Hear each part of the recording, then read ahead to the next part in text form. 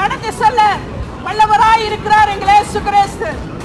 இயேசு உங்களை நேசிக்கிறார். சகோதரிகளே, சகோதரர்களே, தாய்மாரே, நண்பர்களே, வாலிபர்களே, இந்த நாட்களில் நாங்கள் இந்த பிரான்ஸ் பட்டணத்தில் அநேக காரியங்கள் உள்ளது.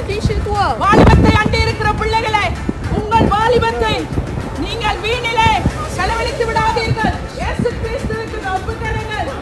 இயேசு கிறிஸ்துவை அறிந்து கொள்ளுங்கள். அவரே வழியும் சத்தியமும் ஜீவனுமாய் இருக்கிறார். அந்த ஜீவனை சுதந்திரித்துக் கொள்ளும்படிக்காக, உங்கள் இருதயங்களை திறந்து விட்டு கொடுக்கும்படிக்காக நாங்கள் உங்களை அன்போடு கேட்டுக் கொள்ளுகிறோம். நாங்கள் ருசி பார்த்த அன்பை நீங்களும் ருசி பார்க்கும்படிக்காக உங்களை நாங்கள் கேட்டுக் கொள்ளுகிறோம். ஆண்டவர் தாமே உங்கள் ஒவ்வொருவரையும் நேசித்து ஆசீர்வதிப்பாராக.